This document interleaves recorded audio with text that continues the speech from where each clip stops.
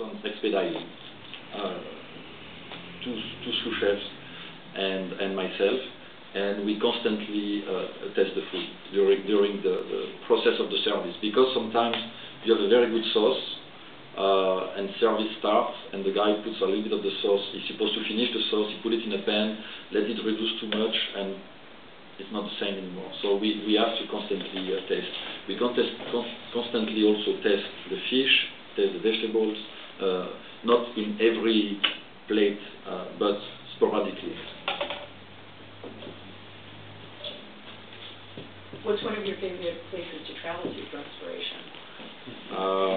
It's a lot of places. I love traveling everywhere, really. But California is a great source of inspiration. Vegetables and produce and fruits are just incredible here. Yes, very lucky. Do you get to Brazil? I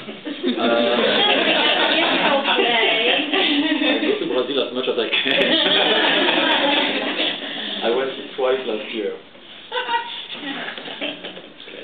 How do you feel about the state of French cuisine in France these days?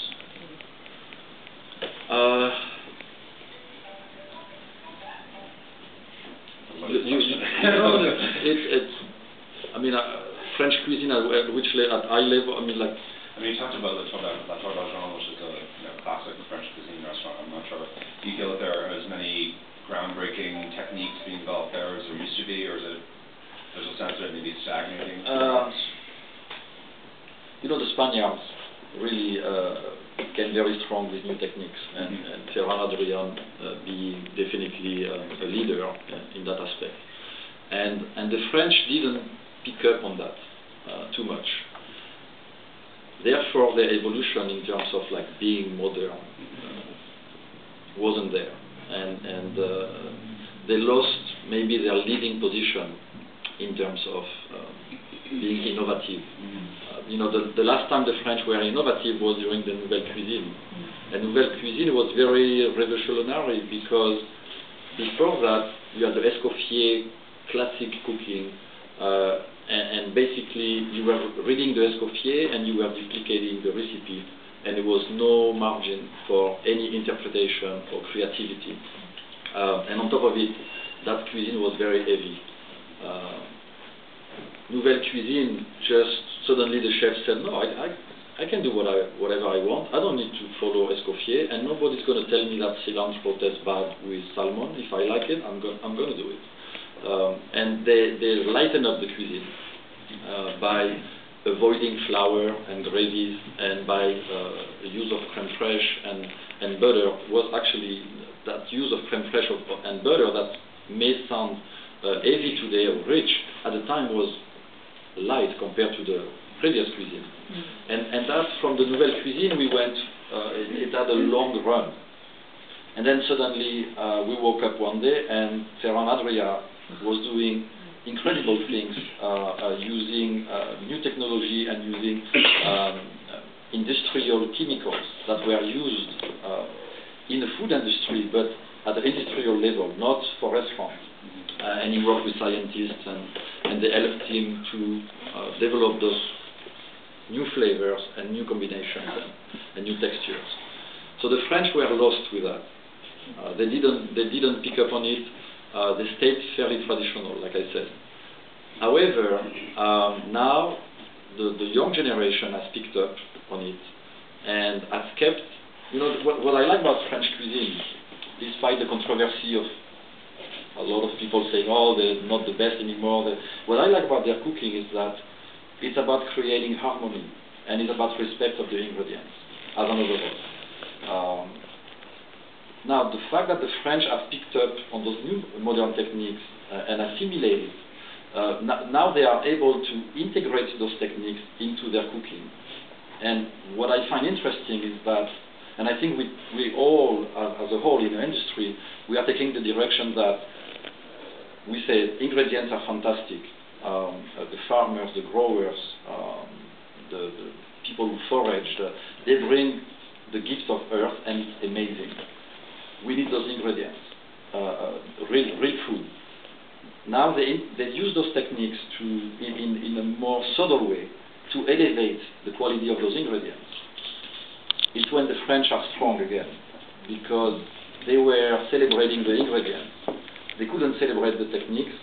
And what Ferran has done, he has done something very unique. Like when you go to his place, you have an experience, and but it's not about the ingredients. You don't need the ingredients to have those sensations. He creates surprises and a great experience, but it's not about the ingredients. So today, I think we're going back a little bit again to paying homage to the ingredients, incorporating those techniques. And for what I see when I go to France, the French are fairly strong at that right now. So we will see what will be the outcome. But I don't think it's a competition in between Italians and French and Spanish and Americans. Are we better? Are they better? It doesn't really matter. But I think the next trend is to, again, cook with ingredients, integrate those techniques, and make them great.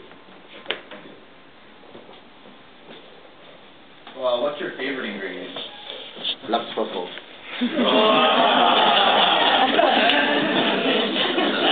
I know. What's your most difficult ingredient? The most difficult? Yeah.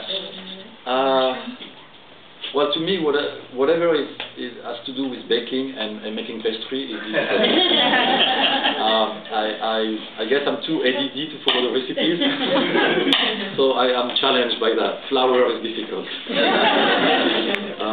But I said black truffle before because first of all, it's a very mystical product. It cannot be cultivated. I mean, we're starting to see a little bit of black truffles cultivated, but it's something wild. None of the black truffles are similar. Every mushroom has this different, distinctive flavor and scent. So you will never duplicate exactly the experience. And the beauty of the black truffle is that you can cook with it. As much as I love the white truffle, if you cook white truffles, you lose the flavor. So when you use white truffles, you can only shave at the end on your food. But for a chef, it's not that funny. I mean, shave the truffle is fine. But black truffle, you can cook with it, and they develop aroma, and they bring depth into your sauce and into your cooking. So I enjoy cooking it, and I enjoy eating them. Any particular region of France, Italian truffles? Well, the black truffles are cultivated. I mean, cultivated.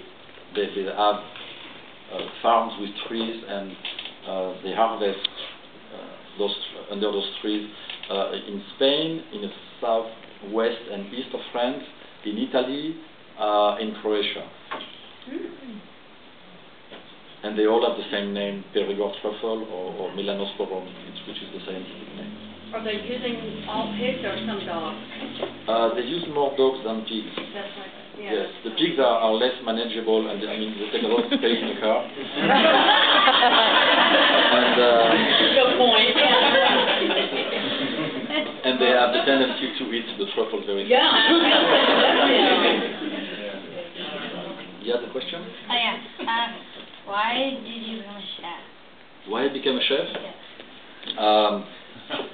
Well, I was a bad student, so I couldn't do anything else, really. But at the end of the day, I was very passionate about food. I didn't know how hardcore was the process of becoming a chef. But I was a gourmet, and I loved eating. And from a very young age, I was very passionate about good food. And I thought if I go in the kitchen, I'm going to eat well all the time. So that was really, on an early age, really was the true motivation was, I'm going to be in the kitchen, I'm going to eat fabulous all the time. Did you do it because you like artistic expression, or just to feed people? I didn't know I could be creative at that time, really, when I started. I had no idea. I was very naive about the industry, and really, in all sincerity, it was all about eating. Well, on that note, we should let you go eat after you decide to go. So, thank you so much.